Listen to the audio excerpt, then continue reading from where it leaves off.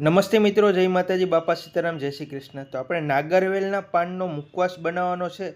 તો 800 ગ્રામ મુખવાસ આપણે ખૂબ જ ઓછા ખર્ચામાં 150 રૂપિયામાં બન્યો છે।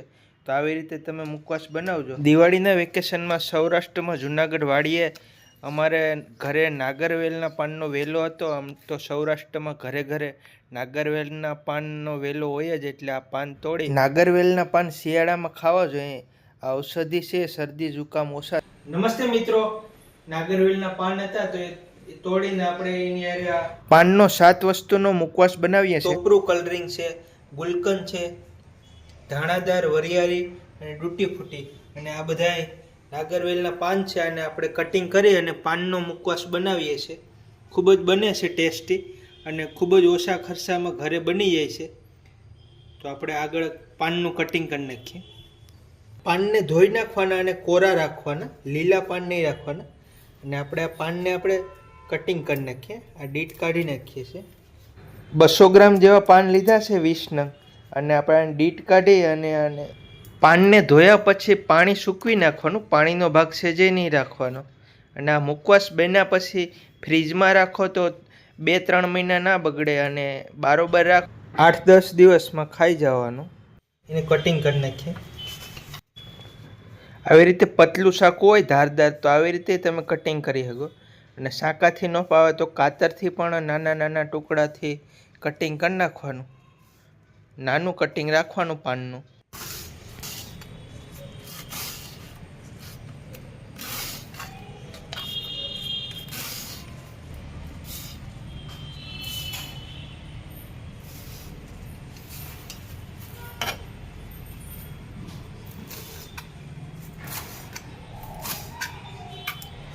વિસક પાનનો આપણે એકારે આવી રીતે ઝીણું ઝીણું કટિંગ કરી નાખીએ છીએ।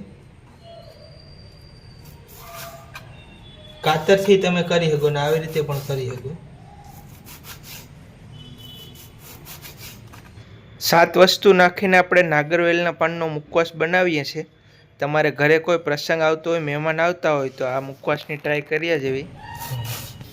આવી રીતે મસ્ત નાગરવેલના પાનનું કટિંગ થઈ ગયું છે પાનના મુખવાસ બનાવવા માટે। તો આપણે આ સલીની વાત કરીએ તો 20 રૂપિયાની સલી આવી છે। ગુલકંદ 20 રૂપિયાનું, ધાણાદાર 30 રૂપિયાની 100 ગ્રામ છે, ડૂટી ફૂટી છે 20 રૂપિયાની, વરિયાળી છે 20 રૂપિયાની, અને ટોપરું છે એ 20 રૂપિયાનું। અને આ પાન આવ્યા તે અમારે તો વાડીના છે એટલે મફત છે, પણ તમે લેવા જાઓ તો 20-30 રૂપિયાના આવી। તો તમારે આ એટલો મારે 150 રૂપિયામાં 900 ગ્રામ જેવો મુખવાસ બન્યો છે। આગળ હું જોખીને બતાવી। હવે બધાને મિક્સ કરી દઈએ, મુખવાસ બનાવી નાખીએ। નાગરવેલના પાન 20 પાનનું કટિંગ નાખીએ છીએ। વજનમાં 70 ગ્રામ જેવું છે, તો 20 પાન નાખીએ છીએ કટિંગ કરીને। કલરિંગ ટોપરું નાખી દઈએ। આ પાનવાળાની દુકાને જ્યાં હોલસેલનો માલ મળતો હોય ને ત્યાં મળી જાય, 20-30 રૂપિયાનો આવી જાય। આ નાખી દઈએ છીએ।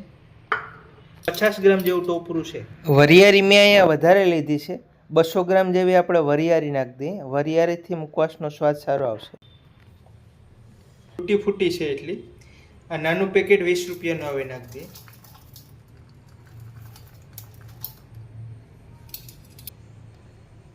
150 ગ્રામ ધાણાદાર નાખી દઈએ।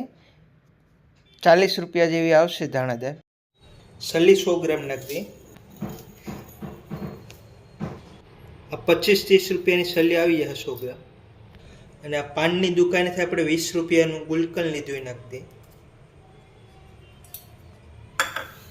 બધી વસ્તુને આપણે મિક્સ કરી દઈએ છીએ બરાબર।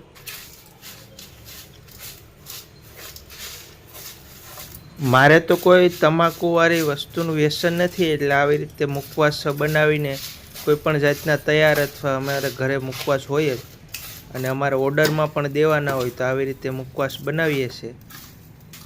ને આપણે વ્યસન છોડી અને આવું આ મુખવાસમાં વરિયાળી, ધાણાદાર, નાગરવેલના પાન બધા આપણા શરીર માટે ઉપયોગી છે।